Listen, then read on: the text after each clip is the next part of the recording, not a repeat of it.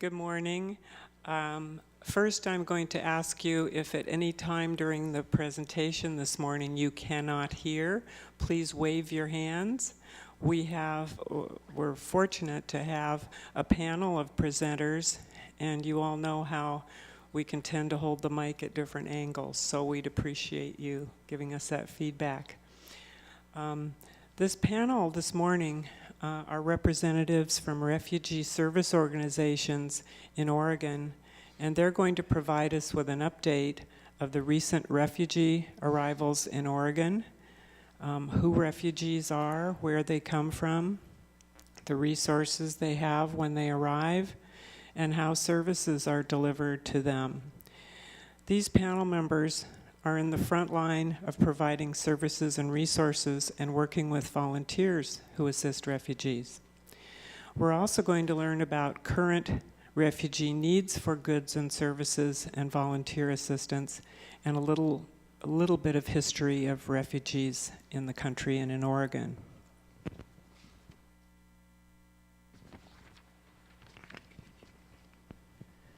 Would you all like to just sit down, and then I'll introduce each member of the panel. That way, if I make a mistake, you can give me a nudge.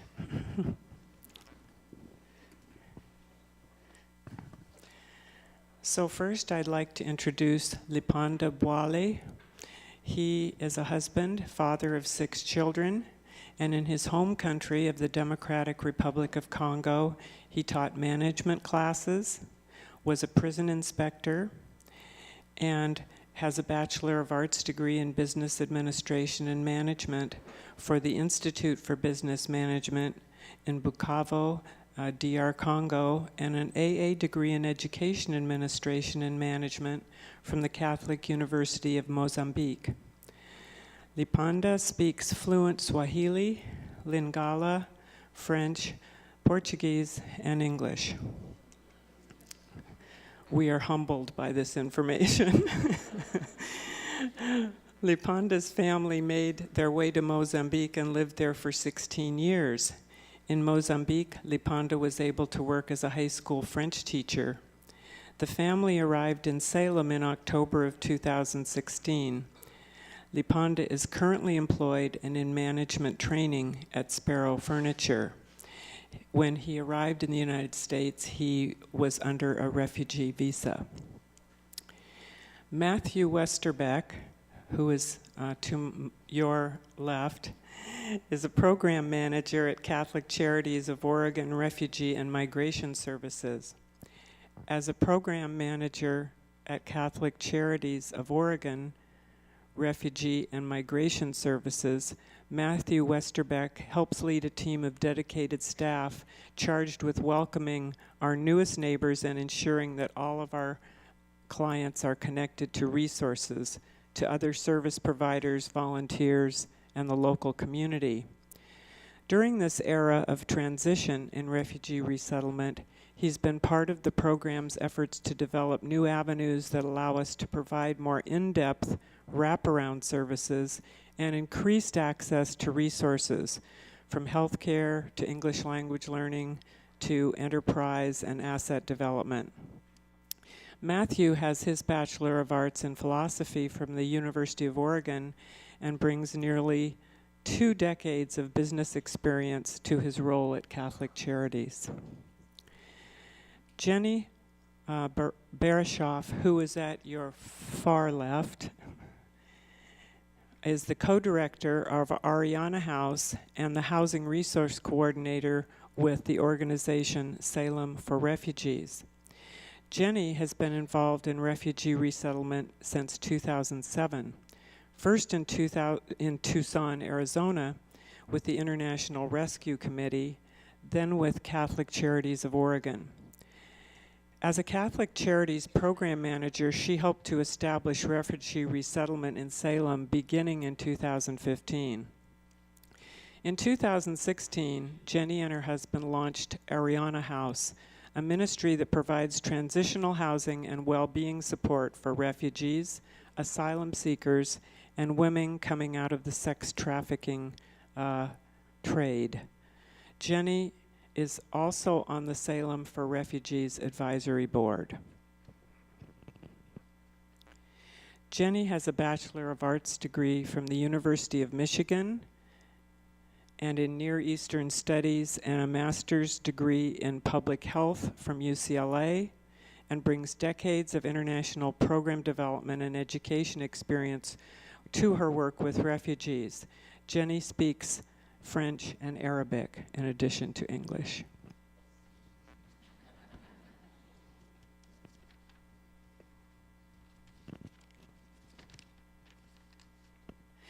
In the center is Anya Holcomb, the co-director of Salem for Refugees, along with her husband, Doug.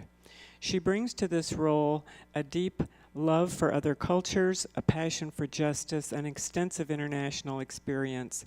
Anya has her master's in social work from Portland State and 15 years of social service and community organizing experience.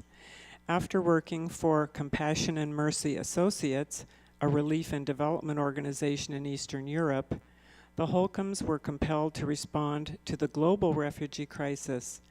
They founded Salem for Refugees in October 2016 in partnership with Salem Leadership Foundation, Salem Alliance Church, and the broader Salem community. Their mission is to bring people and resources together to empower refugees to thrive.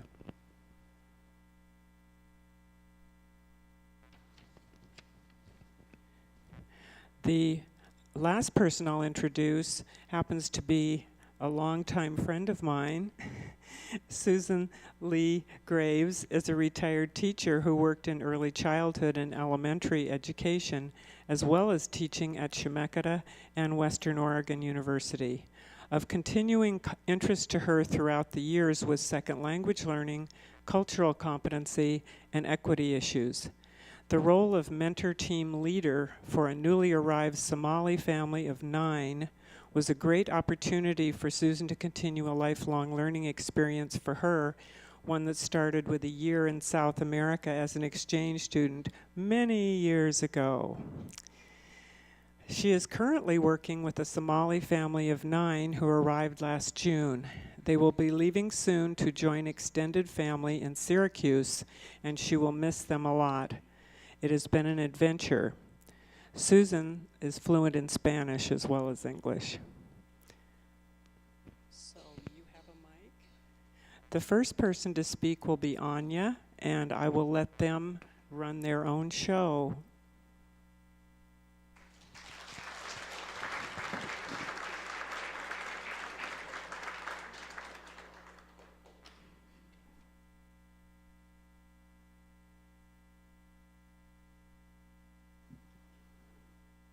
Okay, I'll try this. Can you hear me? Okay. And so you're going to wave your hand if you can't, is that right? Perfect. So, hi, I'm Matthew Westerbeck with Catholic Charities Oregon. Very happy to be here in front of all of you. Thank you so much for coming. I feel honored to be part of this group. We work pretty closely together, so I know these individuals really well, and I'm very happy that they're here supporting me. Public speaking is not my forte. So they're probably going to jump in and help me out when I forget stuff. And I guess this format, there's questions at the end, not during. Okay. So there's a lot of data, numbers, facts, figures. Nuts and bolts are kind of the part of the presentation that I'll be doing. So if that all goes too fast or it's not clear, we can definitely come back to those questions during the question and answer period. Okay, so again, I'm doing the nuts and bolts, kind of definitions, data, facts and figures about refugee resettlement, both kind of small little global scale, national and local here in Oregon, Portland and Salem, where we do resettlement. And I'm gonna have to turn to, okay, so we're gonna start off with what the definition of a refugee is. This definition that's behind me is actually determined by the United Nations High Commissioner for Refugees. So all signatories to the United Nations, including the United States, have approved this. This was approved in 1951. This is a little bit of a condensed or sort of couple different parts of that decree are put together here in this definition. And this is how somebody is determined if they are given the status of refugee. It's not determined by one country. It's determined by the United Nations High Commissioner for Refugees. And what I want to point out is these are individuals that have been forced to flee their homes because home is no longer safe. And they've decided that the better option is to leave, to flee.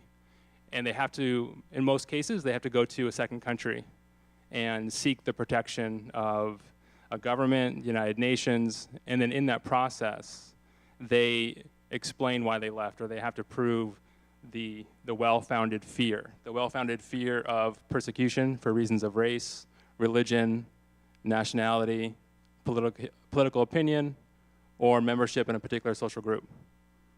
And then most likely they cannot return home due to those safety reasons. And then if they are successful in that process, that interview process, the United Nations declares that that individual, that family, has the legal status as a refugee.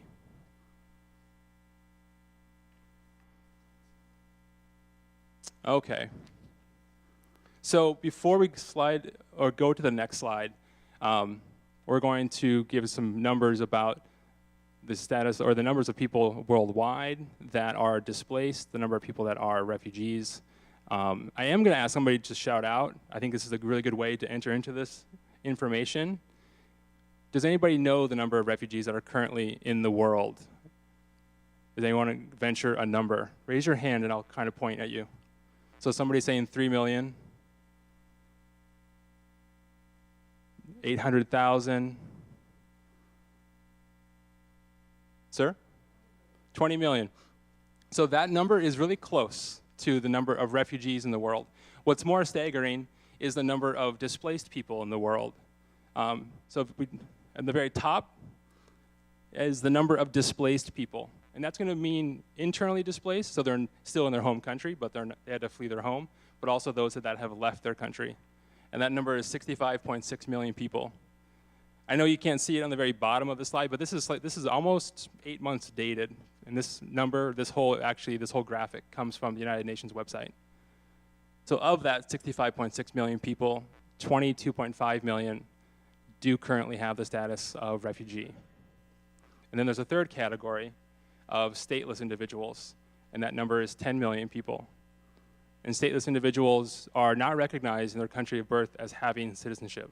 So those individuals are going to be denied access to education, employment, public services. They're going to face discrimination because of their status as stateless.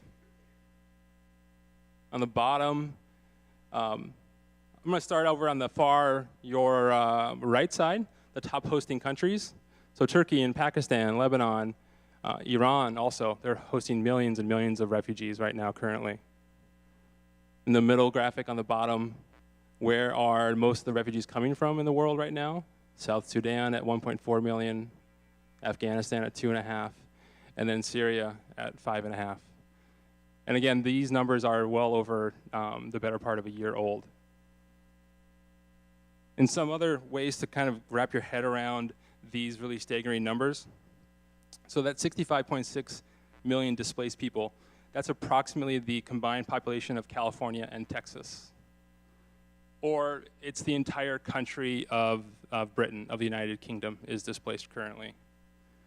The math on that, one person right now is becoming displaced every 3 seconds somewhere in the world. All right. Where do refugees come from? This kind of gives you a proportional view of those countries.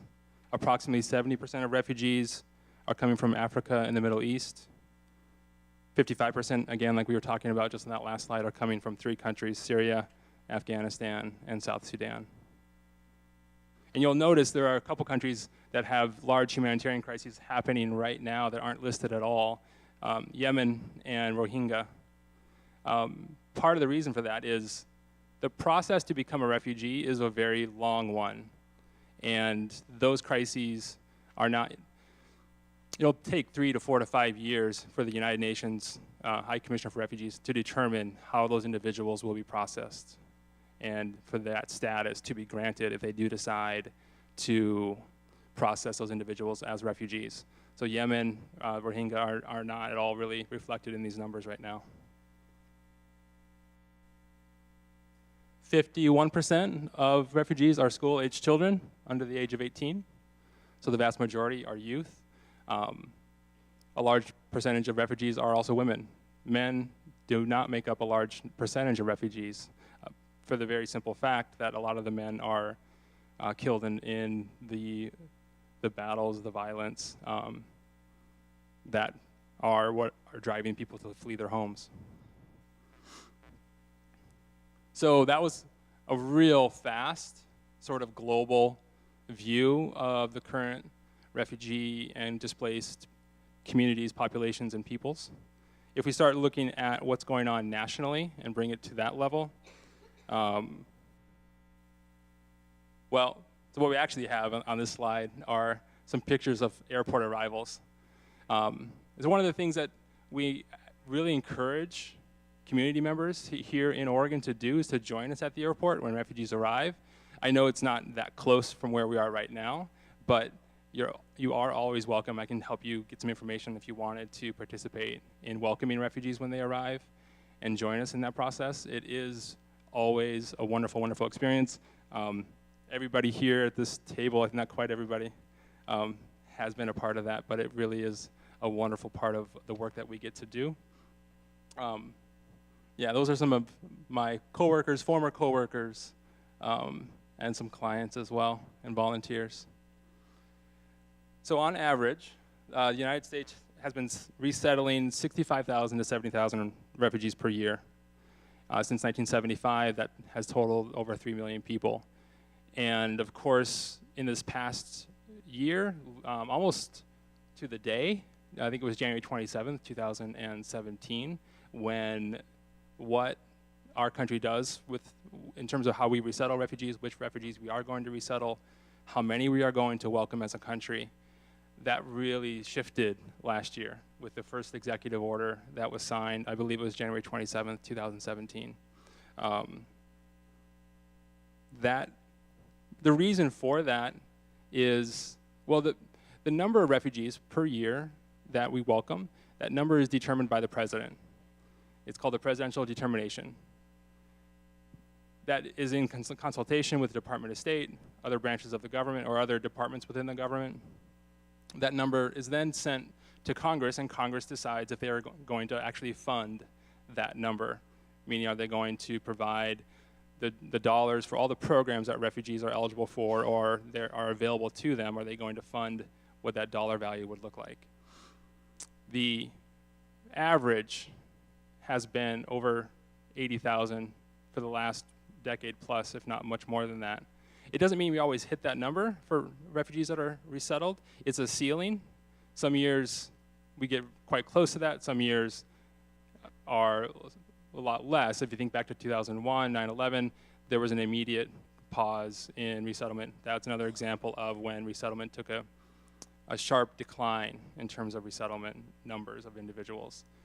The current fiscal year that we are in started October 1st, 2017, and goes until the end of end of September of this year. That number is at 45,000. So it's about half of what we typically have been doing as a country in the past handful of decades. Not only is that number significantly smaller than historical averages, but we are very unlikely to get even halfway to that number this year as a country. The processes that are paused right now, the countries that are paused right now from being able to have refugees resettle from those countries, all of the executive orders, the court decisions that have gone back and forth with those declarations have really slowed down refugee processing. And for 11 countries right now, you can't come from those countries right now at all. And when that 90-day ban or pause concludes, a lot of those individuals from those countries will have to go through a lot of those security steps again. and it'll be a lot longer process than they've already been going through.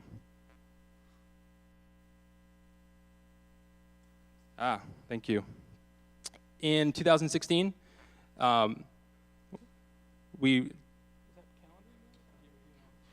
So I'm going to talk about calendar year for a quick second. In 2016, as a country, we welcomed 94,000 refugees.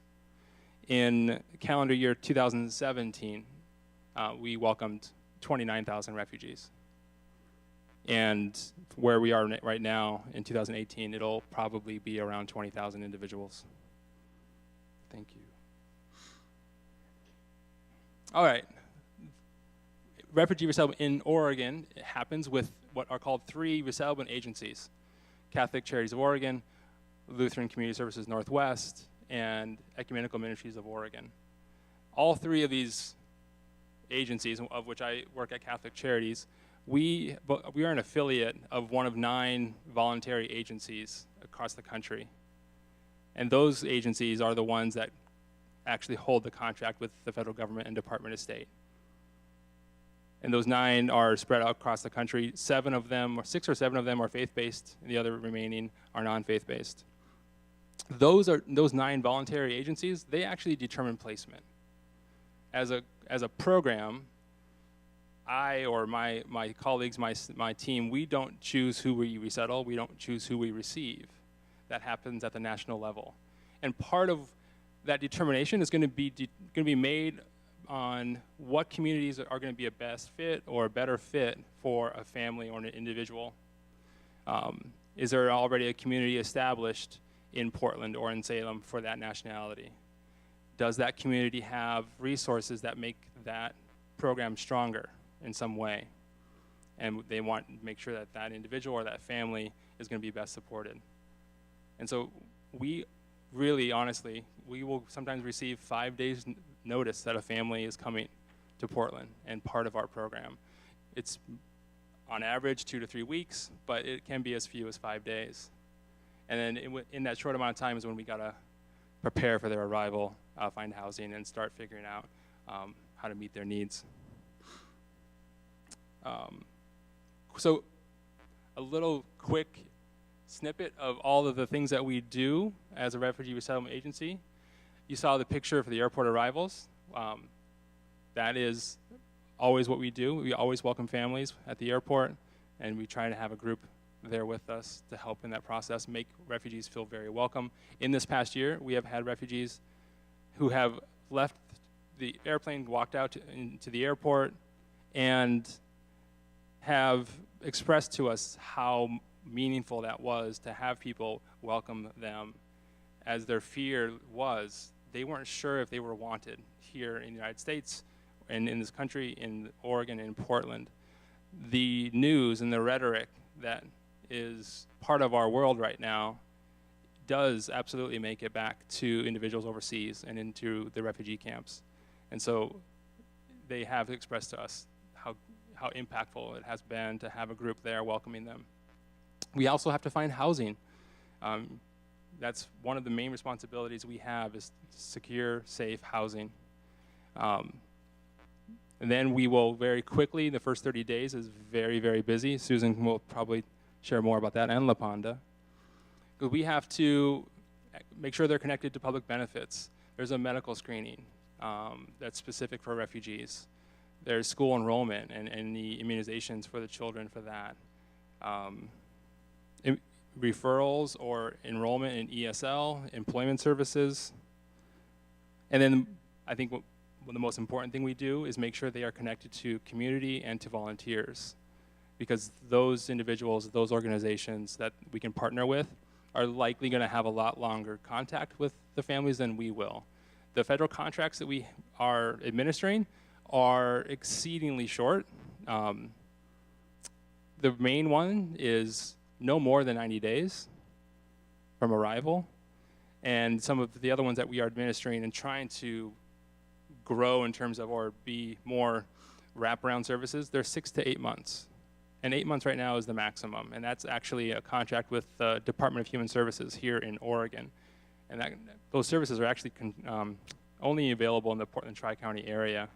It's different down here in Salem. It's a long story behind that. But 6 to 8 months is really the maximum right now that we have, and we're really working hard to figure out how to change that, because as you can imagine, landing here and rebuilding your life, not knowing language, country, culture, 6 to 8 months of support is very, very little.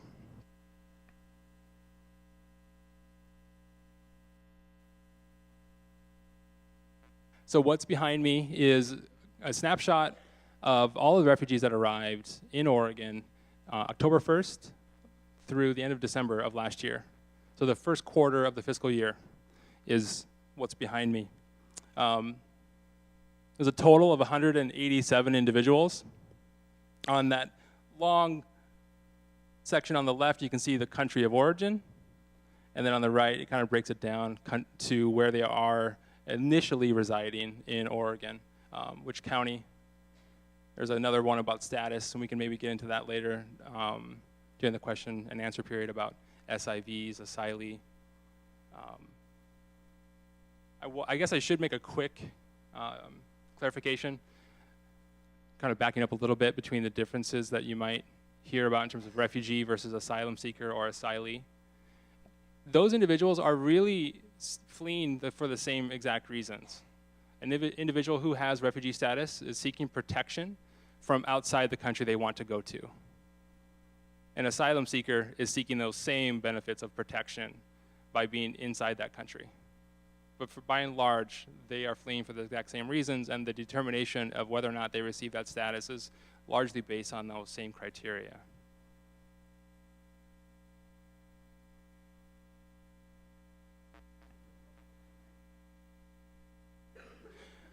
Yeah, so the question is to kind of give a quick background or breaking down the countries where we are receiving the most refugees right now. The number one country, well, number one and number two, almost the exact same. Afghanistan last quarter for Oregon, there was 53 individuals. Most of those individuals are what are called special immigrant visa holders. So likely the male in that family was an interpreter with the US government or armed forces in Afghanistan. And then Ukraine, we received 55 individuals from Ukraine last quarter. So two other noteworthy things right now, or two countries that stand out in terms of the percentage of total would be Bhutan and the Democratic Republic of Congo.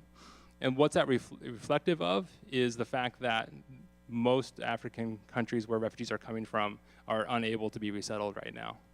Normally we would see much higher numbers of individuals come from Somalia.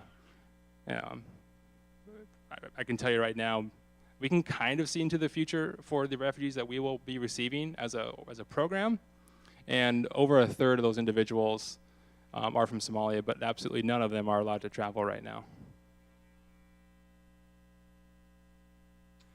On average, Oregon's been resettling about 1,200 refugees per year.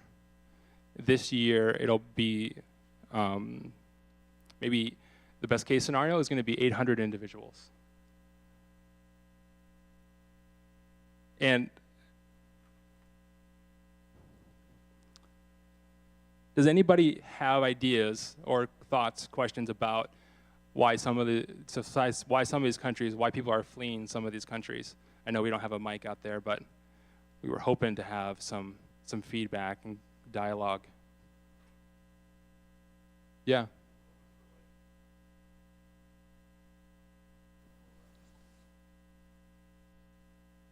Does Russia accept more refugees than the United States? No. Historically, the United States resettles the most refugees more than any other country in terms of resettlement.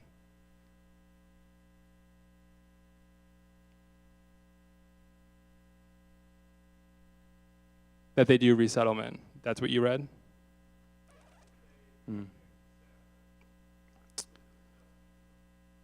There are individuals leaving Russia and leaving the Ukraine, a former Soviet republic. And I think it might have been what you saw. Yeah, there was an article in the New York Times back in August. I'm not sure if that's how far back you're thinking. But that author, that journalist came to Portland to meet with a lot of the people in the article. Yeah. But other ideas on why people are fleeing some of these countries listed. We have Afghanistan, Bhutan, Burma, Cuba, the Democratic Republic of Congo, Ukraine, Kuwait is on there. And I don't know the answer to all these, I'll be totally honest with you. But, what's that? Right. Violence, persecution, right. And some of these I think might be surprising to some of you that they're on here, because maybe you don't hear about them. A lot of individuals can be in refugee camps for literally decades. And so they might have fled a long time ago, but their country of origin is what's reflected on the graphic behind me. We had 2 brothers arrive early last year. They had been in the refugee camp for 25 years. And that's not atypical. We hear that, we see that a lot. A lot of the Bhutanese refugees that we are receiving right now have been in refugee camps or been in Nepal for decades.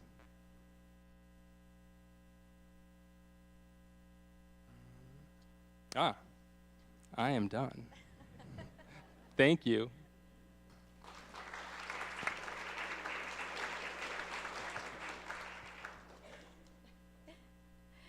Yay, I get to follow Matthew.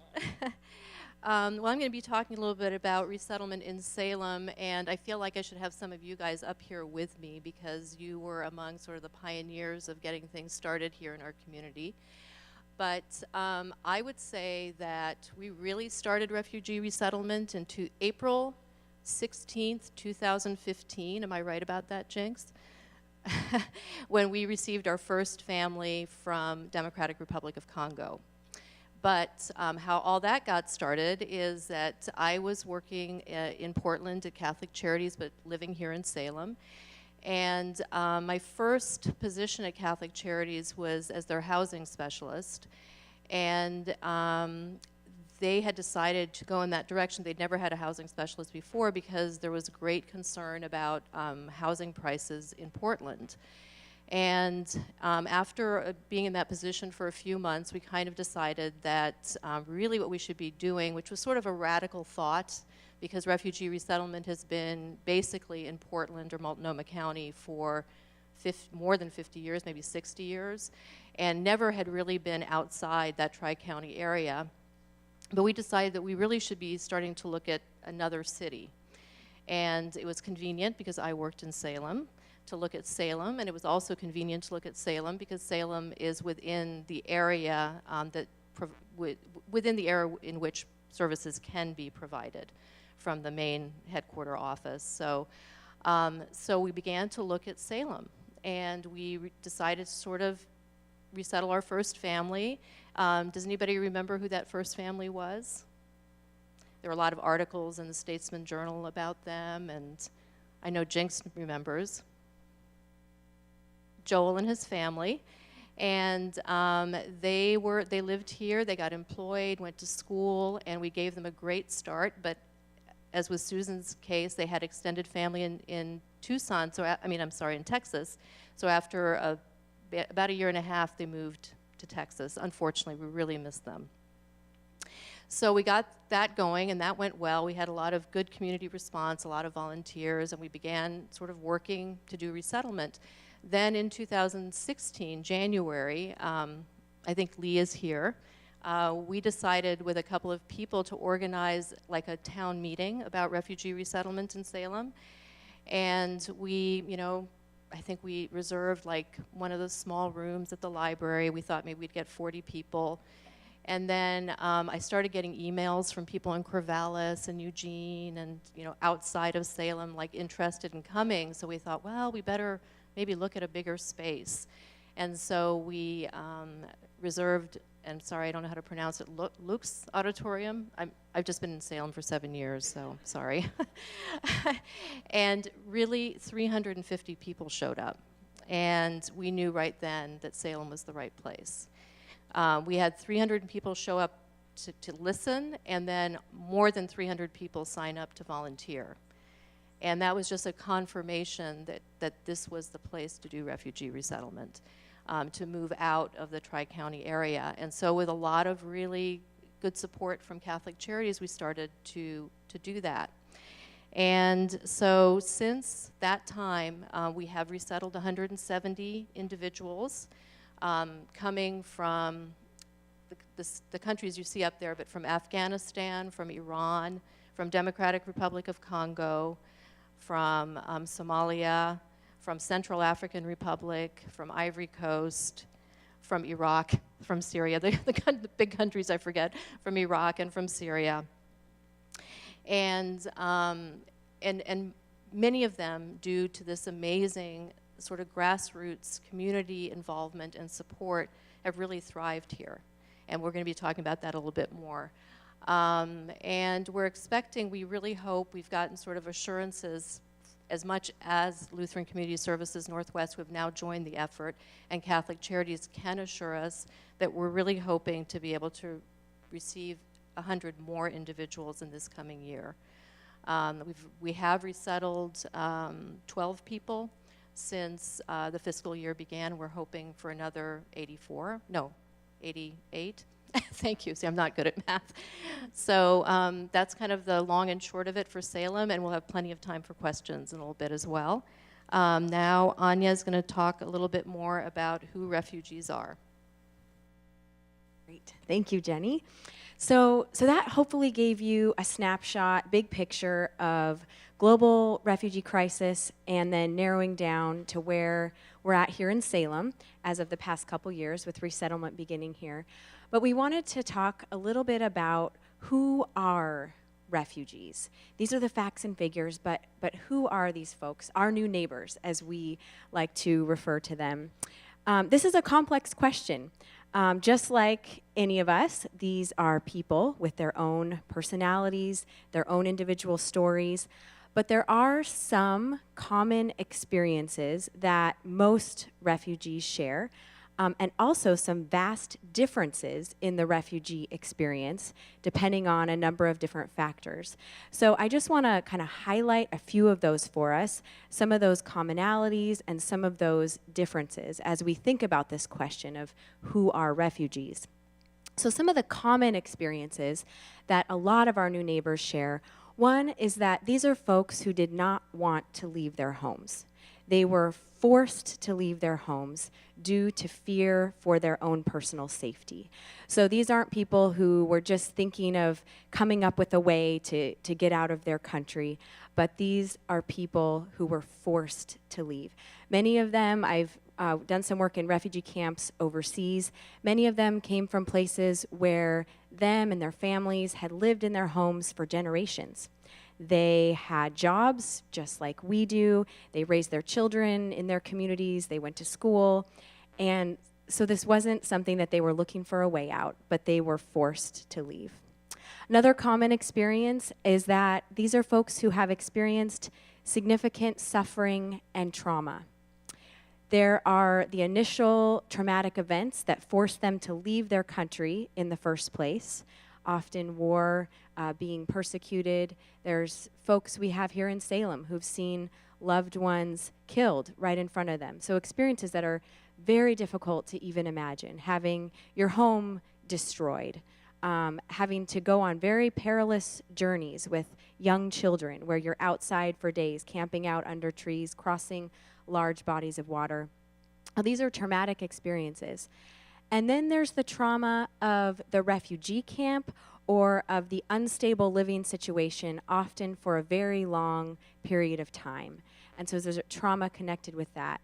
And then the third trauma that folks who work with mental health with refugees will talk about is the trauma of resettlement, which this one surprised me when I first learned about it, because you think, oh, resettlement, finally, they're getting to go to a place where there's hopefully physical safety and where their needs are more provided for. But many refugees, in fact, describe resettlement as the most significant trauma, which is very, I think, interesting and important for us to note as a community that is now receiving and welcoming refugees. So there's multiple levels of trauma, and though the experiences of how that's played out in each person's life looks different, that seems to be a common thread that most share, is that they've experienced some sort of trauma in their lives. These are also folks that want the same things that any of us would want. They want safety. They want freedom. They want to be able to access education for their children. That's what I want. That's what I want for my kids. And as I sat in some of these refugee camps and saw other young families that just looked like they could be myself and my husband and our 2 kids, they were simply born in another part of the world and weren't able to stay in their home. And I just, as I spoke with them and heard some of their stories, realized they want exactly what I do. So we're humans and we're seeking these same things. I'd like to share with you just a short video clip of a young woman. She's from Syria, and it's just about a minute long, but it just gives you a little snapshot of her story.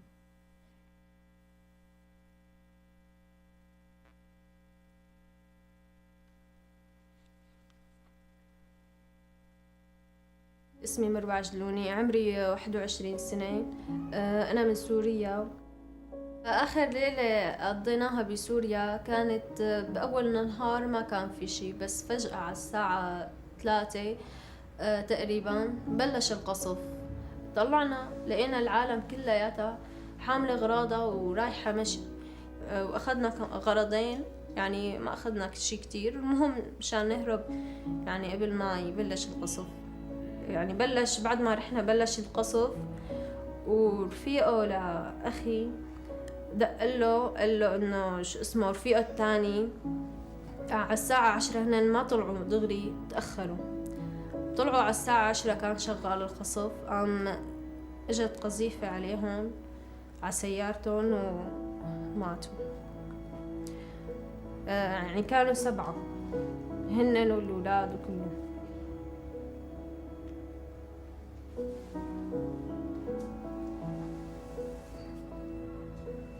بتمنى انه يعني كل شيء يعني دمر، كل شيء راح، كل شيء يرجع احسن من اول، نحسن نرجع لبلدنا.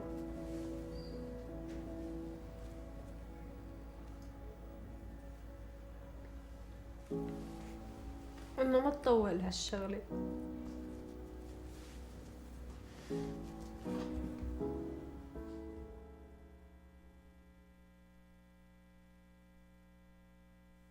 So that just shows you one face, one individual representing these 22.5 million refugees in our world right now. And that experience she shared is not uncommon. The crisis in Syria continues to remain active, one of the largest refugee populations in our world today. Some other common experiences: once a person becomes a refugee, they're likely to remain a refugee for many years. I know Matthew referenced this. Many will be displaced for nearly 2 decades. So it's not typical that you flee your country, you become a refugee, and then in a year or 2, you're in a permanent situation. What's typical is that you flee your country and you are then in a state of limbo for many years. 10, 20 years is not uncommon before you finally find a permanent situation. Less than 1% of the world's refugees get to be resettled in a third country. So of those 22.5 million, last year, 189,000 people got to be resettled in a third country. So that's not just the United States, but that's any third country. So it's a very, very small percentage, which is why this life in limbo tends to last for so long. For those refugees who do get to come to the U.S., a very tiny, tiny percentage, they go through an 18 to 24-month vetting process. And I have a few slides here. We're not going to have time to go through those in detail, but that outlines what that process looks like.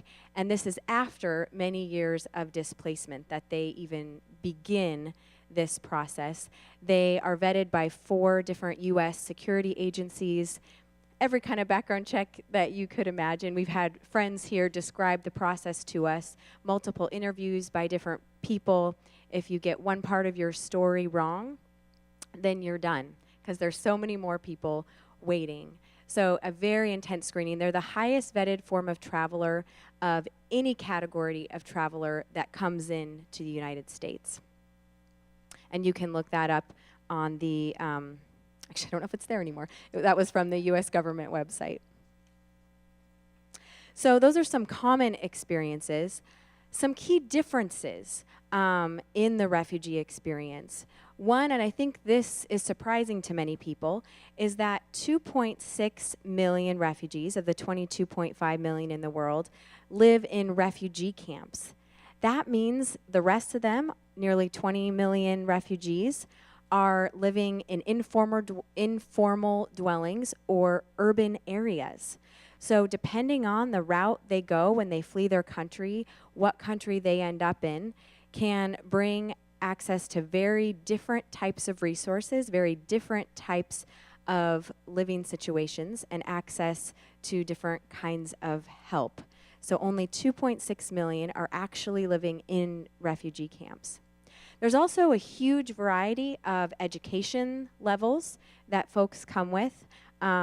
You have someone like my friend Laponda who came here highly educated with degrees, worked in a university. You have other folks coming who've worked in agriculture for many years or in a specific trade. And depending what kind of education and job skills they come with, opens up different kinds of opportunities when they're resettled in a third country. Or perhaps they worked in a field for years that we don't have a similar one here in our job market, and so they have to get trained in a new skill. Or perhaps they have a degree, but that degree doesn't transfer into our system here, and so there's a need to be able to become qualified here through our system. People have a whole variety of socioeconomic status from their home country, from folks who may have been very poor to folks who had a good deal of resources in their home country. So just because you're a refugee doesn't say anything about what your life was like in the country that you came from. I think sometimes it can be easy to make assumptions about that, but we simply can't, because there's a huge variety of living situations, experiences, work history, education that people had in the home that they left. Some folks who are resettled are joining family here in the United States or in another hosting country where they're resettled. Others arrive here and don't have any connections with any other person in this country. And as you can imagine, there's big differences in that experience depending on whether or not they have connections. Various levels of English ability when people come.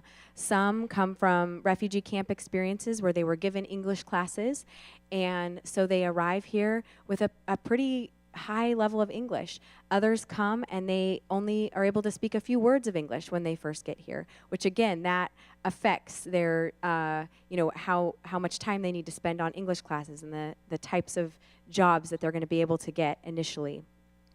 I recently read an article about some research that's being done right now through Stanford University about a program, an algorithm that they're developing to try to improve the way that we in the United States choose the location where in the country where refugees will be resettled, by trying to find the best places for people to relocate depending on their particular skills and backgrounds and depending on the job markets in certain areas of the country. So this is brand new research. It hasn't been widely implemented yet, but it will be interesting to see as things like this develop, ways that we can help people find the best communities for them to resettle. Now I'm going to turn it over to Susan. What time are we at? We're 45 minutes. Let's go ahead and should we do a 10-minute break? Okay, we'll take a 10-minute break, and then we'll finish up our presentation here and then open it up to questions from all of you. Hi, my name is Susan, and about 9 months ago, I knew less than many of you about the current state of refugees in Salem, and about 8 months ago, I started working with the family and have learned a lot more since, and have been incredibly supported by the folks at this table in my little part of the story. Next comes some personal stories from those of us on the panel, a story or two of experiences with refugees. And when I started thinking about that for myself, my memory tended to go back to when I was younger, and well, we all do that, right? So I was thinking about the 70s and 80s when I was first here in Salem, and many of us who are longtime Salem residents remember the influx of Southeast Asian refugees and others after the war. We had lots of Vietnamese, Lao, Hmong Mien, Cambodians. There was lots of things happening in Salem, the Salem community, just as they did for Jenny's program at Lauk's Auditorium, really responded, and those of you in the audience may remember helping out with not only refugees but immigrants over the years in Salem from all kinds of places and all kinds of experiences.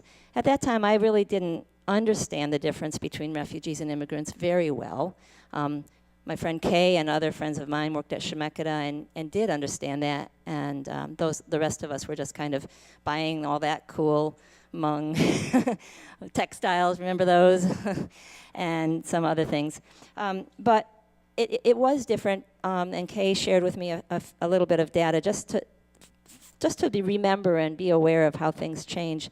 And that is that the federal government did provide a lot of support. At that time, 3 full years. Shemekidah, Salem Kaiser's Public Schools, Department of Ed, Department of, who else? Okay. Not only Catholic services and Lutheran services, et cetera, but also through the state of Oregon and many other places, other nonprofits like the Immigrant and Refugee Community Center in Portland. We're helping folks readjust and thrive here in Salem. And I am going to, I preface that because the story that came to my mind about, one story that came to my mind actually wasn't with a refugee. It's a story of a friend of mine named Maria who is Mayan and from Guatemala. And while she was not a legal refugee, she was fleeing her country for the same reasons that the refugees that we've been speaking of today did: violence, war, persecution, being the wrong ethnic group, speaking the wrong language. So she was my friend and had a number of small children. I had a small child at the time. And she asked me to go with her to the hospital to have her 4th child. And so we went to the hospital, and Salem Hospital is a great place, and I had a great birthing experience with my daughter there, but this wasn't that great. We were put in a small room, and it felt to me like ignored, and nobody was there to help, and I really had no clue what to do, and I really didn't want to be the nurse, and I didn't want to help birth this baby. I just wanted to hold her hand, and no one was coming, and no one was speaking in a language that she understood. My Spanish is okay, her Spanish is okay, but she doesn't speak Spanish as a first language and didn't speak English. I was getting more and more panicked, really panicked. I was darting in and out of the room. Somebody, come here, you, down here, come. And I just did not want to have to birth this baby. And I was just feeling the panic and the anger and the frustration and the sense of being invisible and helpless and all those things that you can kind of imagine in that situation. She was just birthing the baby. She was there, she was calm, she was doing it, I was not. Somebody came in, caught the baby, and the baby was named Susana. I think this just went off. No? Okay. Okay. And that was cool. And, that's the flip side of the friendship was that was cool. Somebody named their baby after me.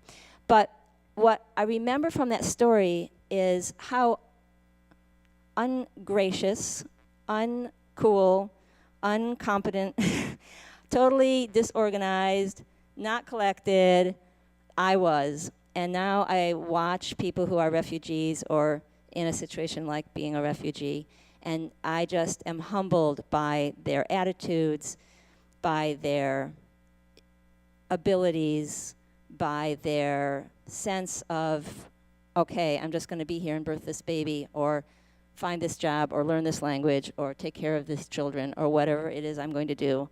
And how, what an amazing ability that is, and I absolutely didn't have it when provided an opportunity to show it.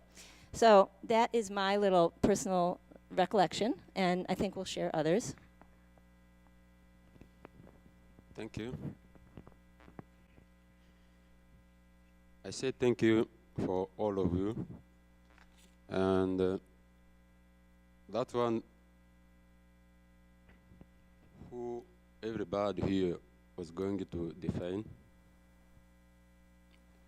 can be me, like a refugee. When Matthew give the first definition, who can be a refugee, I think I was going to understand what he was going to say too.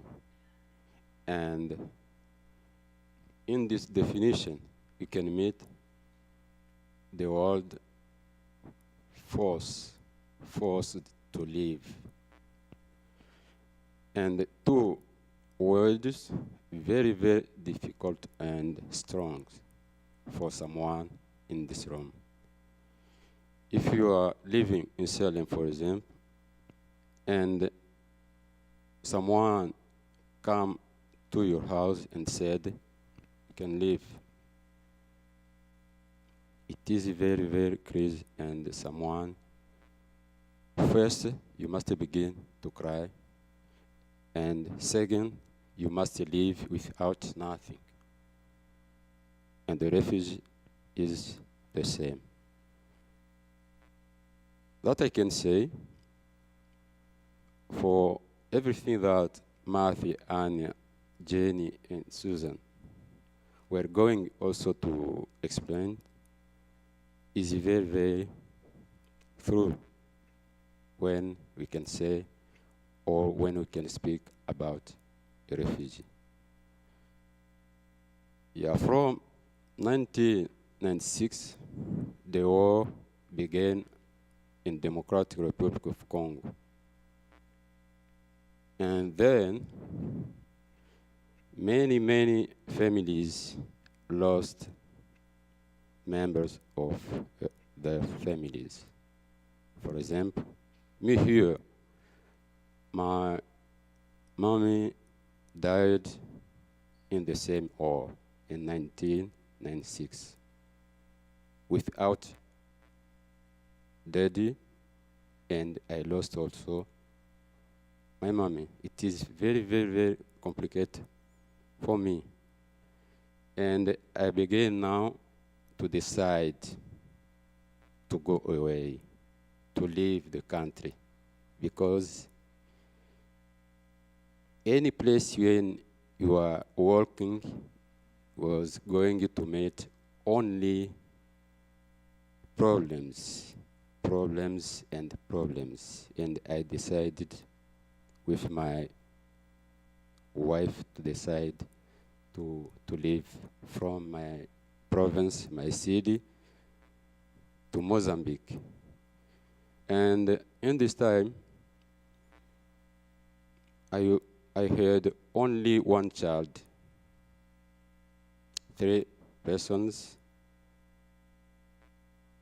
lived from Bukavu to Mozambique with many difficulties also, because without nothing, without money, without to get a transportation, you must go to meet one organization like that we are going to say today, Salem for Refugees, or can be Maison Ariane. But for us, we usually meet churches. You go when we have a church and ask for something, food, transportation, to go away from the church to another. Then can be locality. And we arrived like that in Mozambique. When we arrived in Mozambique, the government of Mozambique received us and said, welcome, because we are here and we are neighbors too. What we will do, we will stay here and will look something for you. In the first time in 2000, when we arrived in Mozambique, we were only with a small group, and they took an old house for 20 persons, and we stayed in this house, waiting for everything. And we can now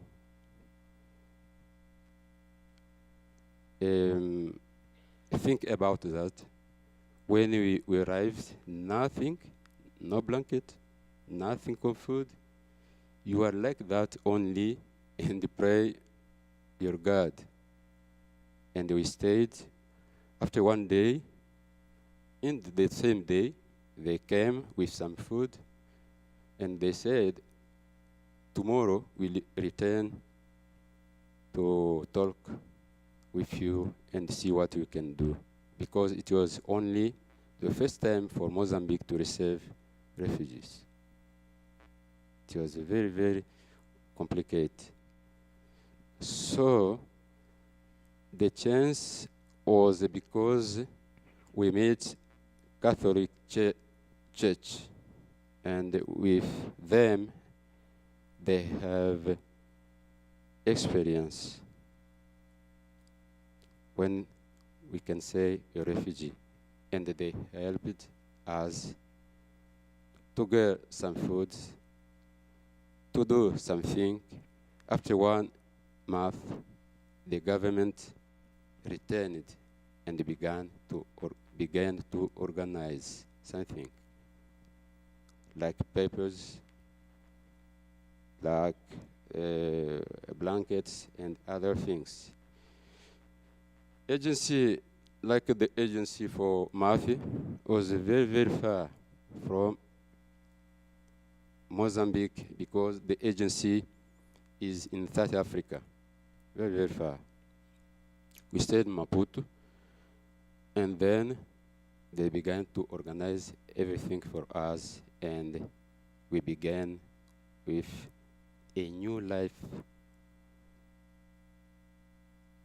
But after 2 other months, they said, here, Mozambique, also like a country, is from another war of 16 years.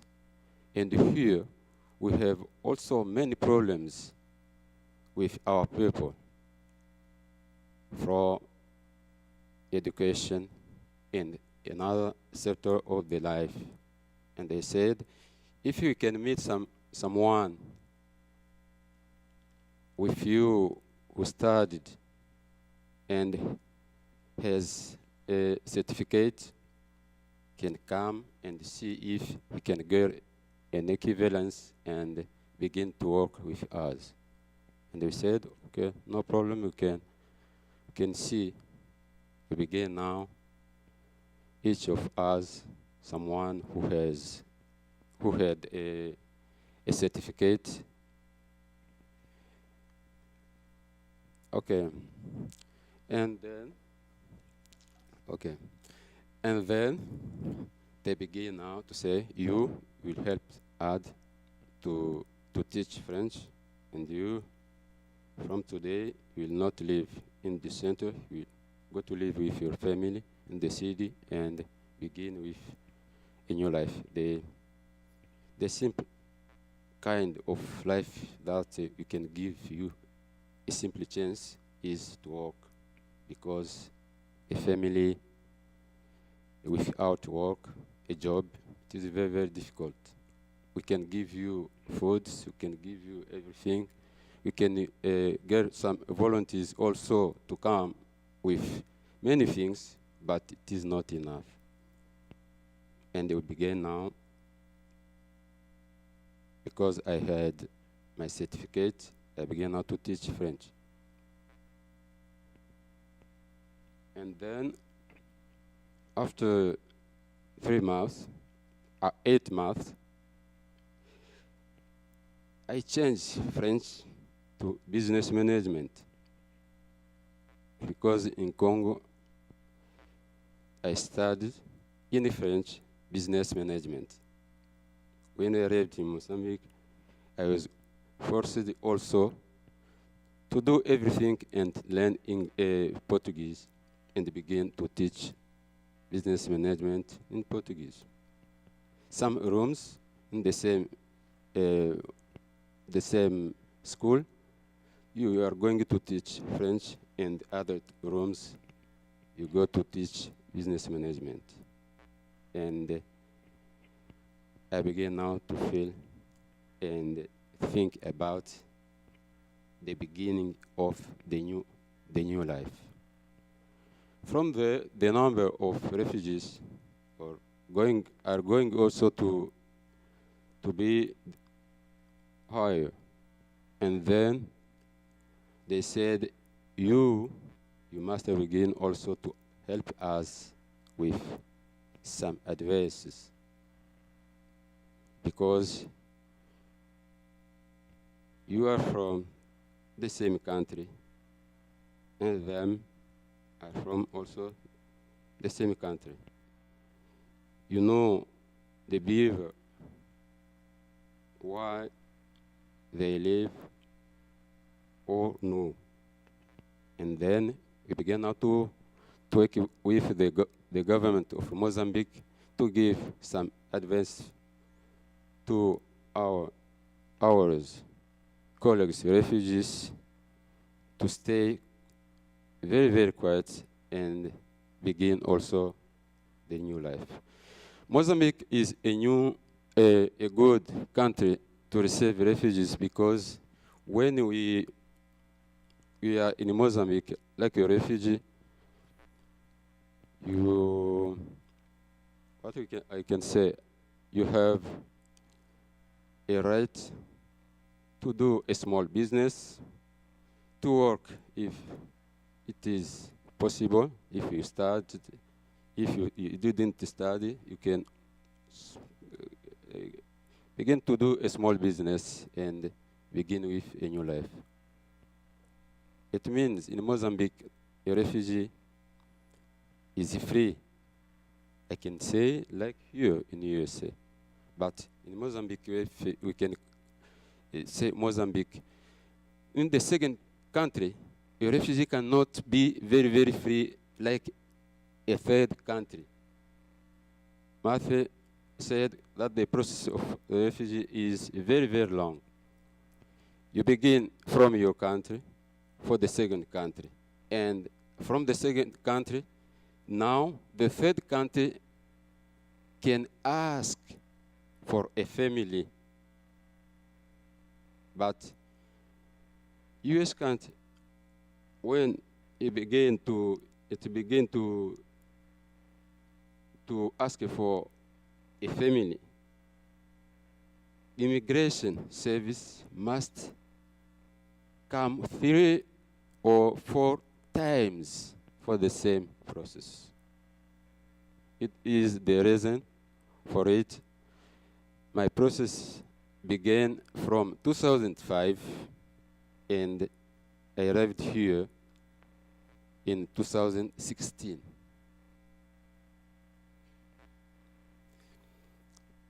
Another that I can also say about everything that my colleagues,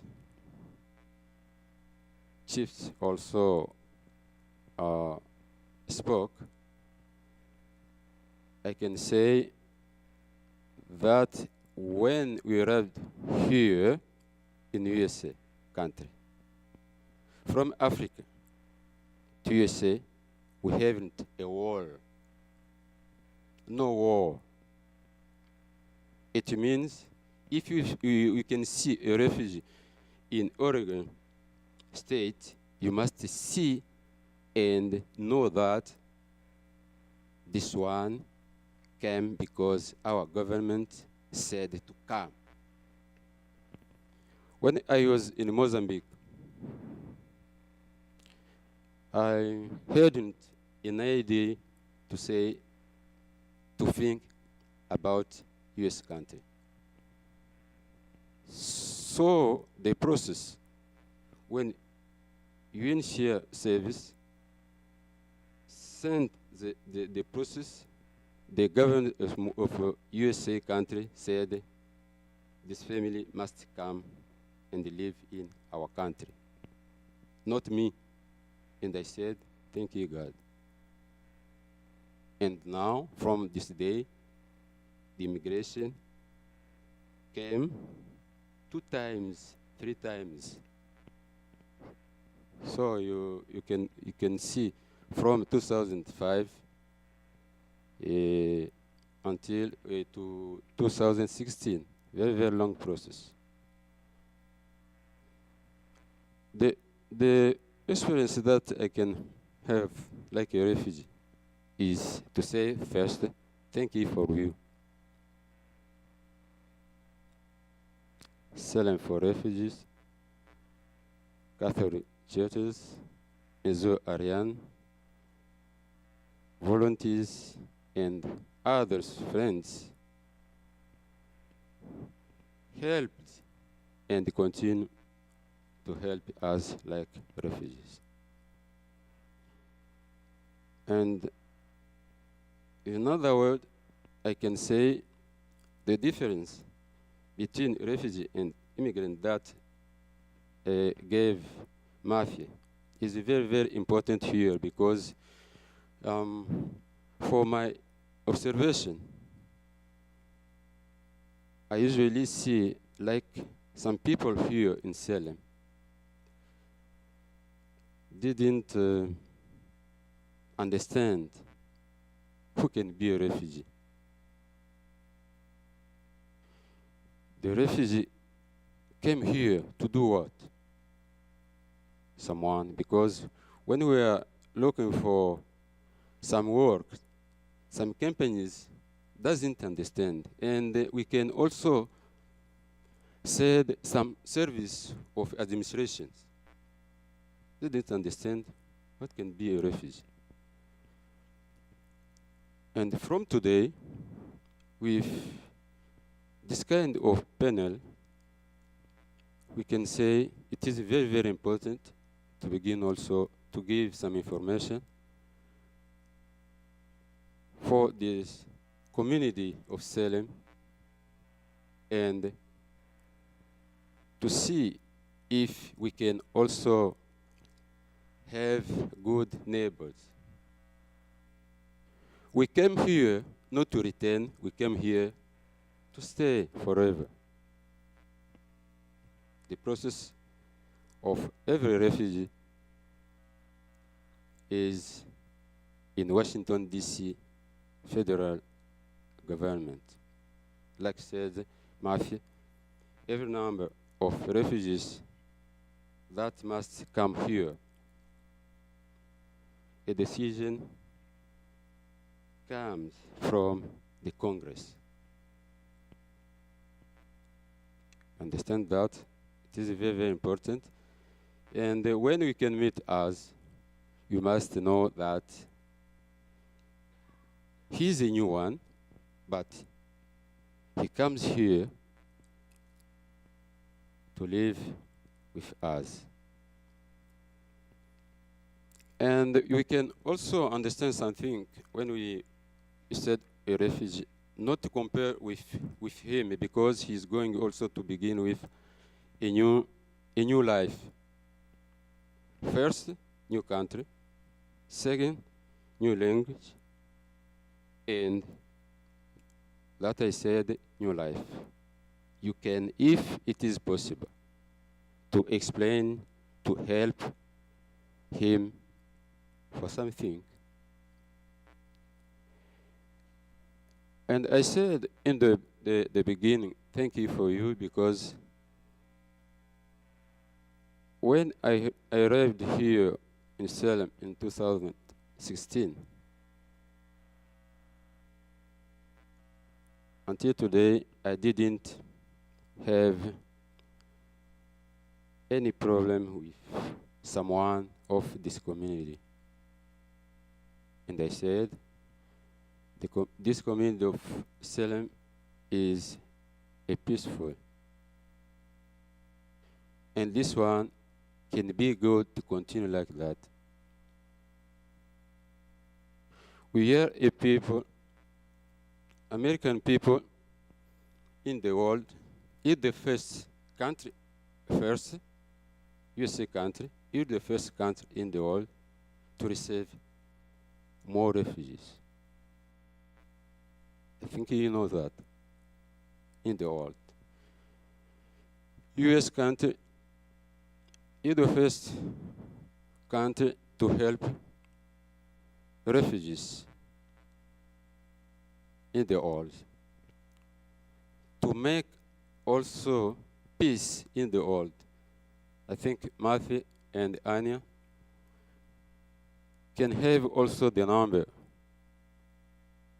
of the amount for each year that the government of US gives like contributions to the peace in the world, to receive refugees and other things. We know it is very, very new for someone in Salem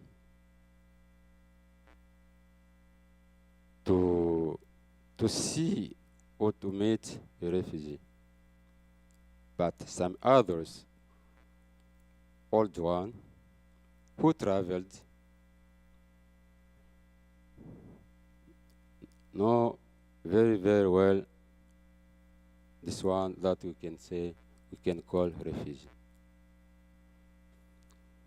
What is very important in this moment is someone, each one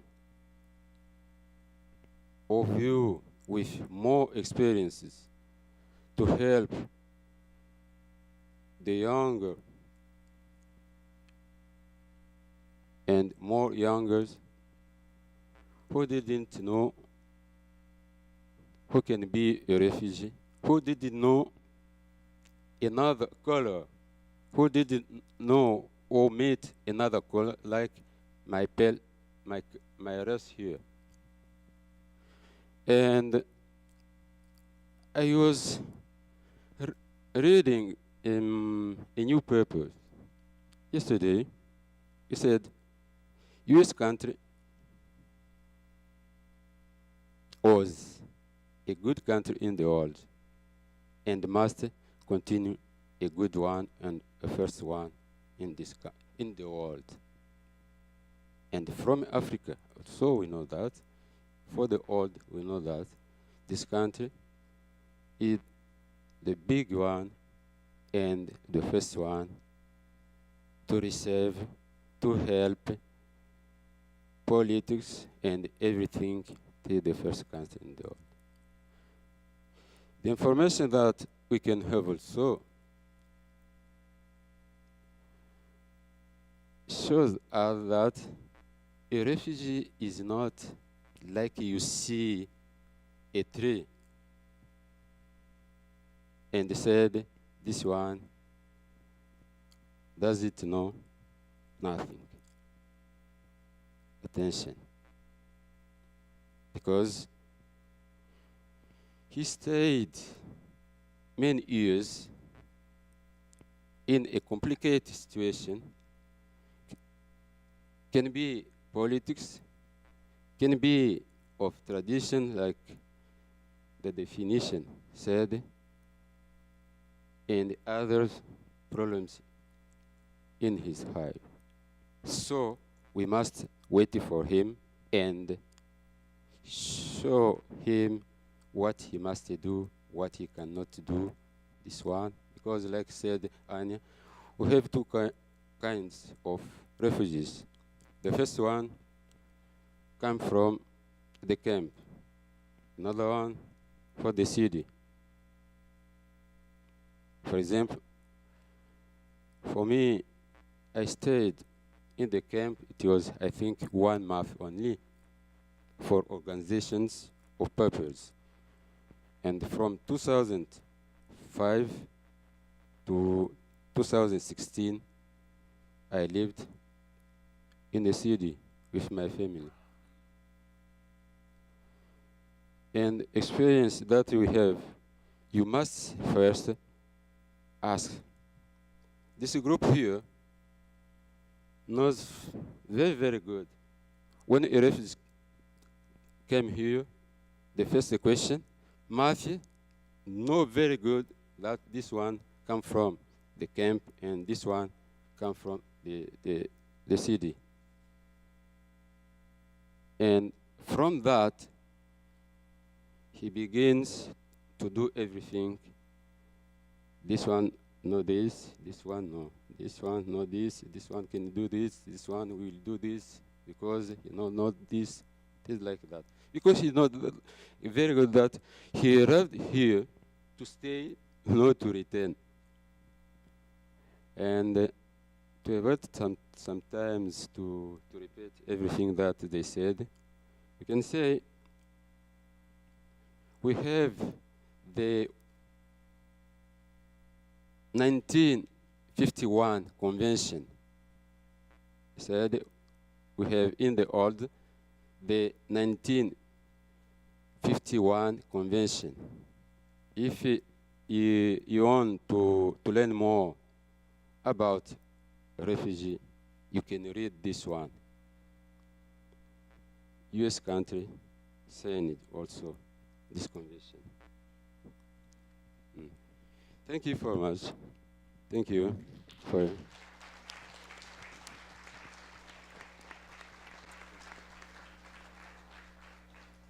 Thank you, Lapanda, so much for being willing to share some of your story. Lapanda and his family have become very, very dear friends of ours. And I just want to note, they arrived just a little over 1 year ago, and he sat here in a room full of you folks and completely in English was able to share his experience with you. And I just think that is absolutely phenomenal.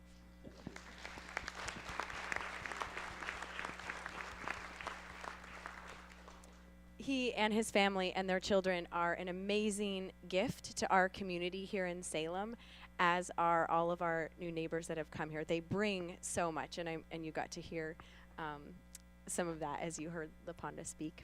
Susan now is going to talk about mentor teams and how those teams support our families that arrive here in Salem. So we're going to move, as we end our time, just to talking about what resources we have here in the city, and then open it up to questions. So as I mentioned, about 8 months ago, a family arrived that our team has been working with. We're just a group of old friends, soccer players actually, who were thinking, how are we going to respond to the climate around immigrants and refugees in our country? And we thought, well, we'll try being a mentor team. We really had no idea, which is probably best that we didn't. It was amazing. Someone asked me to think about what does a mentor team do, and I guess for me, a good way to describe it is every family is so different that you can't give details about what you might do. How many children do they have? What is their language? Do they have medical issues? Where in town do they live? Those things are going to all be details. But our team is mostly retired, and the family that we're working with are the parents are in their mid-30s, and that's the age of my daughter. And they have 7 children. They had to leave Somalia when they were children themselves, and like many of the people that Anya's been describing, did live in a refugee camp from the age of under 10 until they left in their 30s. And all their children were born in the refugee camp. So their experience would be very different than Lapanda's and many other people's. But they are the age of my daughter. I think of being the age of their parents.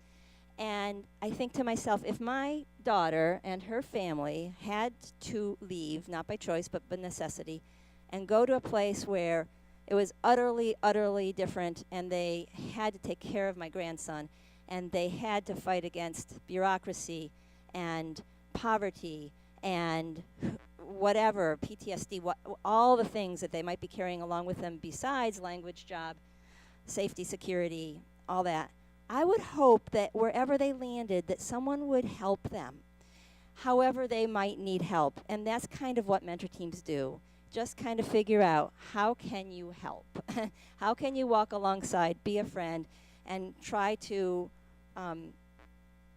help folks maneuver through our culture. And that's really the job. It's just different from every family to the next. But that feeling of, what would I want from my daughter?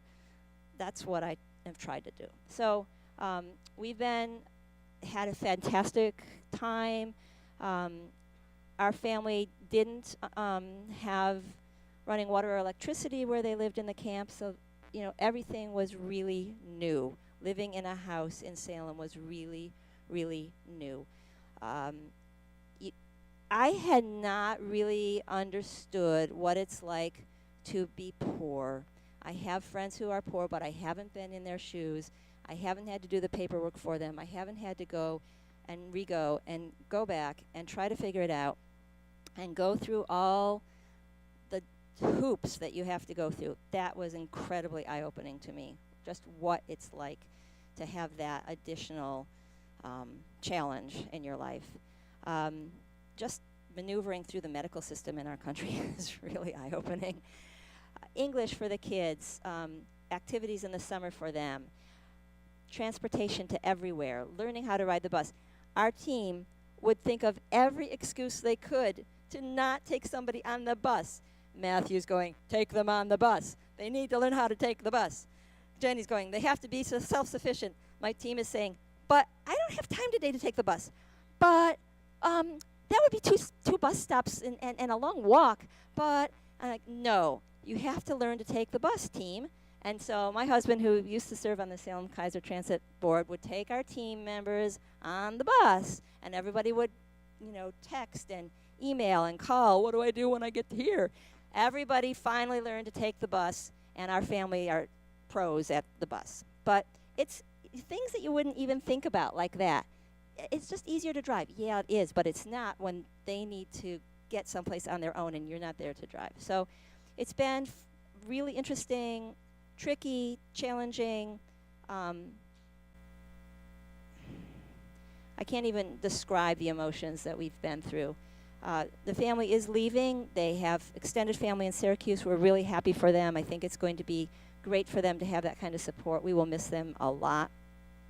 We feel like we gave them a great start, that being in Salem, actually, as opposed to a community where there are a lot of Somalis, in their case, gave them experiences that they will not have for a while in Syracuse, where they have a larger community to support them. They learned they could make friends with people that look just like you. They learned that they could get on the bus or in a classroom with people that don't look like them or speak their language. They learned that they could be self-sufficient in ways they wouldn't have guessed. I mean, being in Salem really was a fantastic place for them to get started. And I have been touched by understanding our community better as a member of a team that's supporting this family. Salem is cool. So there are many things that I could talk about in detail if somebody wanted to think about providing the kind of support that our team has. But I will just say that as we walked alongside of our family, we were in desperate need of help ourselves. And so we would turn to Salem for Refugees and say, help, help, help, we need help finding a job. Help, we need help with transportation. We could use some things in their house, some furniture. Could you help us with this? Could you help us with that? And it's been amazing, the support that we get. So there are levels of support. We're kind of like on the ground, the team. We're supported by, on one side, Catholic Charities, and on the other side, Salem for Refugees. And everybody finds a level of support that feels good to them. So I was happy to do this.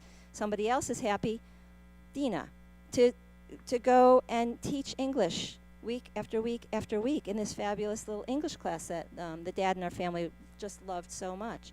So it all works together, and it actually does really mesh quite well, because I think the communication is very, very good in this town. Communication on our team was the most important thing. That we were friends and still are friends is fantastic. It helped that we were friends, and it helps that even more that we still are. So I think that's what I have to say about being a mentor team. And I think you'll hear more about what Salem for Refugee does now. So just briefly, Salem for Refugees is an organization that began in October of 2016 in response to the need for a centralized organizing body to bring together people and resources locally here in Salem to support our new neighbors.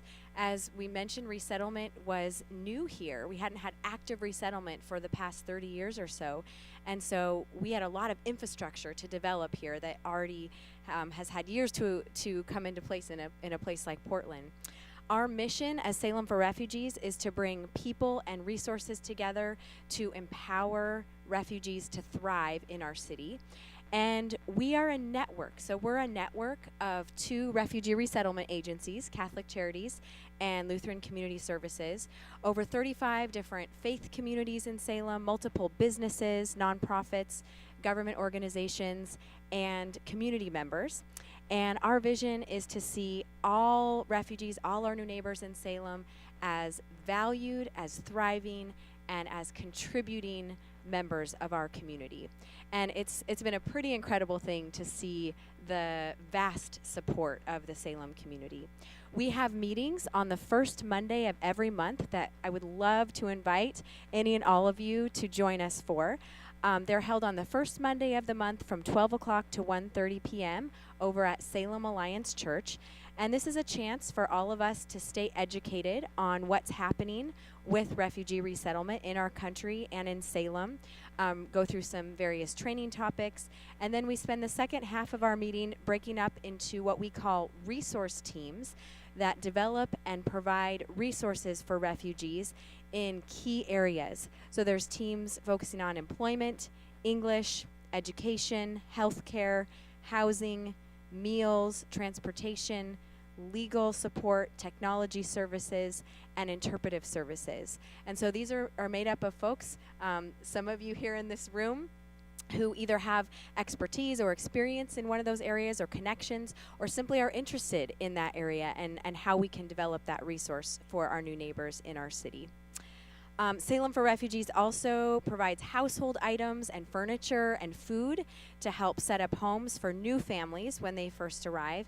And we also have funds that provide financial assistance for families that they can apply for as they need help with things as they're working on getting on their feet. And that typically goes to help towards rental assistance or utility assistance.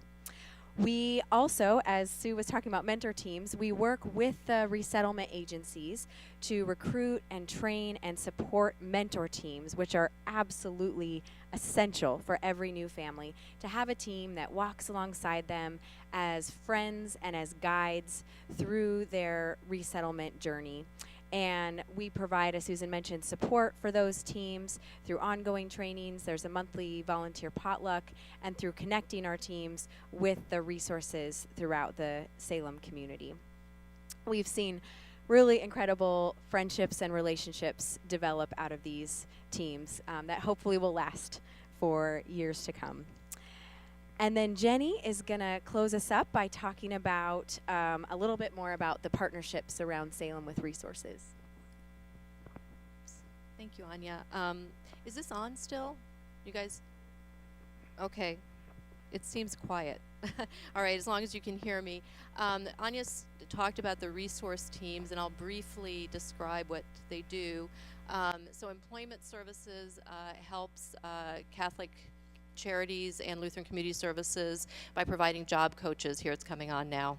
Job coaches to help refugees as they get their first jobs in the United States, understand work culture, and also connect with employers. So if any of you is an employer, talk to Matthew.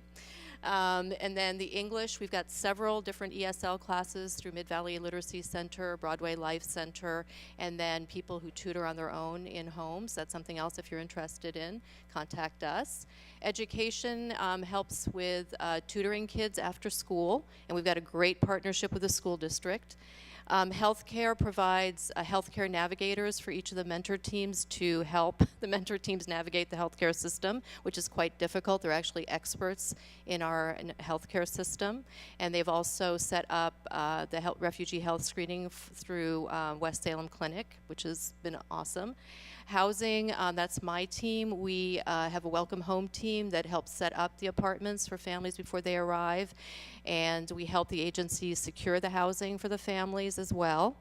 And we also provide training materials for mentor teams on how to help refugees learn how to maintain their homes if that's something they've never done before. The meals team provides food for the families when they first arrive, and they also have a potluck, a refugee potluck, and there's information about that on our website. Transportation teams, a team helps with transportation. Legal support, very important team. They've been helping our refugees adjust their status, so if any of you guys really into documents and filling out forms, they could use your help. And then technology services provides a Chromebook to each new family, technology support, and then also through a grant to Catholic Charities, smartphones for families who arrive through Catholic Charities. Interpretive services are volunteer interpreters that are provided through our Salem community. I think one of the most exciting things is to talk about our community partners. We have, especially through the school district, I don't know if you know this, but the school district has hired 2 district-wide liaisons for parents who are refugees themselves. And so that's one way they've really stepped up in addition to the tutoring. Hub Northwest has been providing bicycles to refugees, to both kids and parents. We have also have partnerships with the World Beat Festival, with the Islamic Center, among all the other faith groups, with Temple Beth Shalom, with Chariots. Chariots provides bus training for all these, also for mentors apparently, and free bus passes. We also have really exciting things happening with housing in Salem. We've had a few property owners decide to rent to our new neighbors at below market rates. We have some investors here in Salem that have invested in 3 homes that they've rehabbed and now are renting to refugee families, our new neighbors, at below market rates. We have a brand new program in partnership with Salem Interfaith Hospitality Network that's going to provide housing stability and case management for our new neighbors for at least a year. We have Sparrow Furniture. Liponda is one of their first employees. They refurbish furniture and provide employment for our new neighbors for a year. So they train them to be able to work in a regular, and they get paid as employees to then sort of understand American work culture and then move on to other positions. We have Maison Ariana, or Ariana House, where we've mentioned before we provide transitional housing for refugees and also a place that's comfortable for refugees and immigrants to come and worship together. And have I missed anything? Oh, YMCA, oh my gosh, how could I forget the YMCA? Thank you. The YMCA has raised money through our community to provide free summer camp for our kids, which has been extremely important so parents can continue to go to ESL classes and work in the summertime. So as I said in the beginning, the Salem community has really stepped up, and it's really been not only an invitation but a welcome to all of our new neighbors. Thank you. The work and collaboration of the Salem community, I think I have a photo here, recently received some national attention. I don't know, some of you may have been at our Salem for Refugees meeting on December 4th. We had a visit from Barbara Day, who is the Chief of Domestic Resettlement and Refugee Admissions from the U.S. State Department, so from Washington, D.C., who came here to Salem to learn about the work the Salem community is doing to support our new neighbors. And she was very encouraged by what she saw. She actually said she hasn't seen anything else like this in the country, which was kind of amazing to hear. Yeah. And so that's just a huge kudos to our entire community, I think, in so many different spheres and areas, as Jenny mentioned, that have just stepped up and responded so well and said, we want to be a welcoming city, a place that provides support and welcome for our new neighbors. So I just feel really privileged to be a part of this community. I think all of us do. So now let's open it up to questions. I think Kay is going to help us with that. If you just look at these two people with the mics, Okay. and they'll point out a person to you, and then All right. here's one. Okay, question right over here. Good morning. My name is Jinx Brandt. My first experience with refugees was a couple of years ago with Jenny, when I had the privilege of working with two different families, tutoring their children as they were entering school. One of the things that has so impressed me about this community has been our response. We have a son who lives in California now, and he was home complaining about the Oregon weather. And I thought, imagine coming from an African country to this bone-chilling climate that eats into you, and having some kind person show you how to turn the heat up in your new home, only to have a bill that comes the next month that is more than your total income.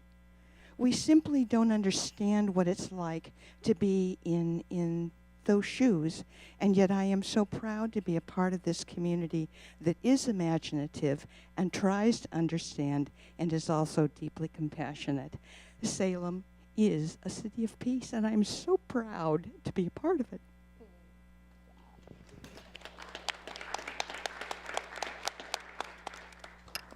Thank you for that comment. I feel the same way. Other questions?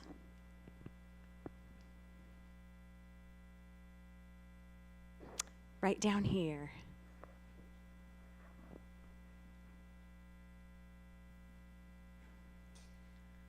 Thank you. Can you say anything about the refugee kits, what that involves? There's a kit that you have for when they arrive? Do you have listings of that on your website? Yes, restart kits. And actually, Doug, would you be able to hand out, we have a sheet here that talks about ways to get involved, ways to take action. So he'll hand out a flyer, which also lists our website, salemforrefugees.org. And it talks about various ways you can get involved, attending the monthly meeting, volunteering with a mentor team or a resource team, joining the Salem for Refugees email list. I'll actually have a sign-up sheet here when we're done.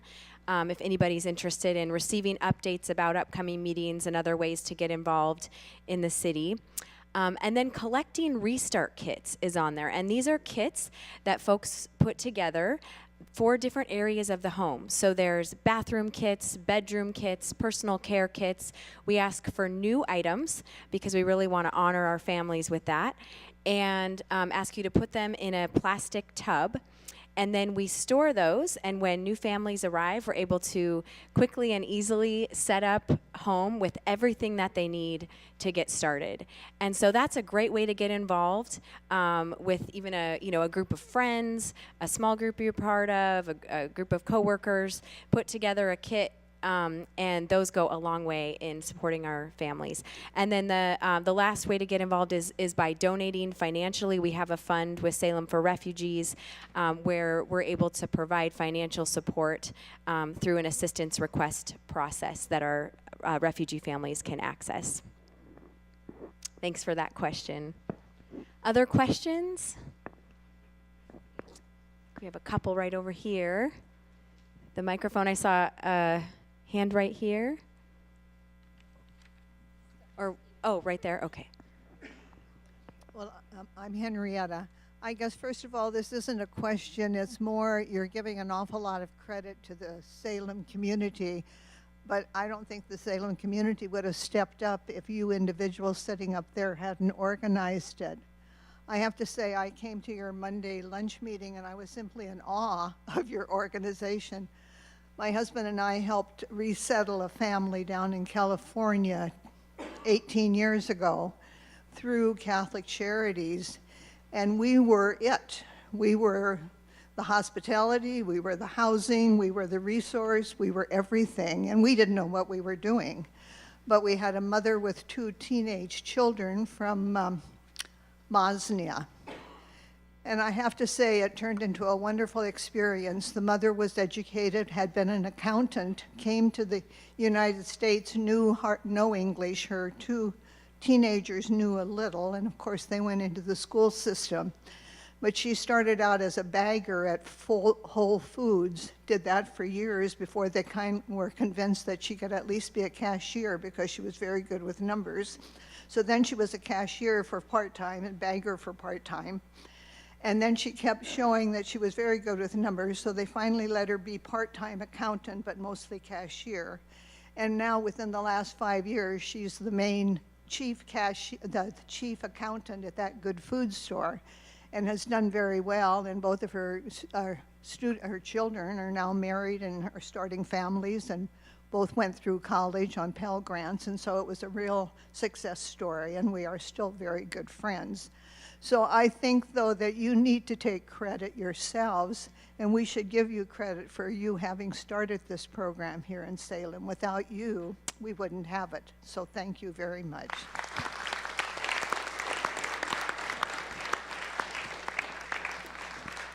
Thank you so much. I just have a quick question. I'm Lucy Foster. My husband Bill is an ICL member. How many active mentor teams are there currently?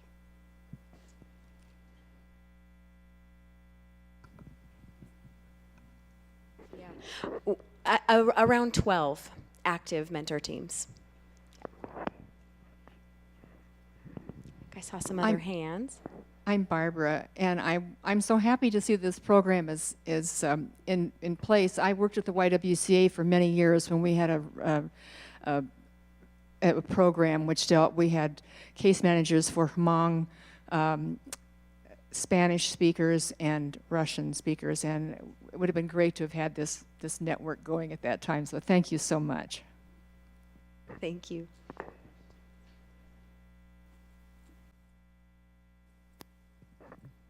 Got a question in the back there. This is my old team there, because I was one of the early pioneers in this. I'm wondering, since food seems to be, international food, such a big hit at your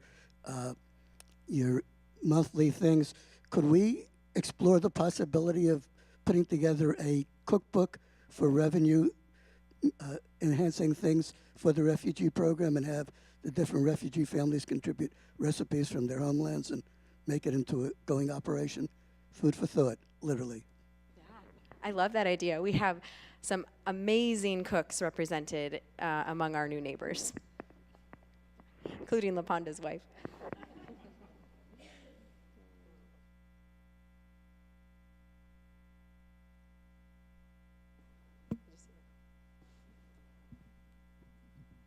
This is Lester. Could you comment on what the path is that to these refugees follow? Are they're here on some type of visa? Are they on a path to citizenship, and how that works? Yeah, that's a really good question. All refugees enter the country on a pathway to citizenship. They don't have their green cards when they enter. They apply for their green cards approximately a year after entering the country. But it is a refugee visa, eligible for all public benefits, eligible for employment. Refugees are eligible for, or have, all the rights and responsibilities that you and I do, with only 2 exceptions. Refugees cannot vote, and nor can they, what am I forgetting? I'm completely blanking. That's okay. We'll come back to All right. I'll come back to that. Normally, it's on the top of my head. But they are on a pathway to citizenship. No, they can be in the military. It's not military. Jury. jury, as I said earlier. Thank you. Refugees cannot vote, and they cannot be on a jury. And then after, of course, you become legal, citizen. Those change as well after a citizenship. But after 1 year, apply for a green card. After 5 years, apply to be a citizenship. But refugee status is a pathway to citizenship.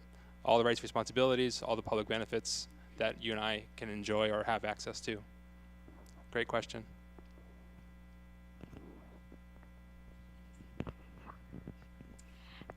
At the front here, when we end, we'll have some more of those flyers if anybody wants more about ways to get involved. We have some Restart Kit brochures. So the information's on our website, but if you want a brochure that lists the different kits that are needed and all the items that go in them, there's brochures there. A sign-up sheet for the Salem for Refugees email list, as well as Salem for Refugees business cards. So those will be up front at the end. Just another plug. LaFonda's wife, Adela, I had it 2 seconds ago, is currently employed as a chef at Capitol Manor. It's just one example, and my folks live there, so I see her and get to say, hi, how are you? Just, put in the back of your mind, there are so many employment opportunities in Salem where we just need that kind of personal connection. So.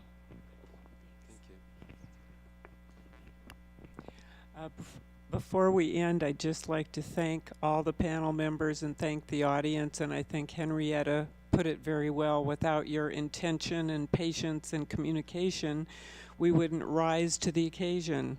So thank you all for coming today, and thank you for the work you're doing.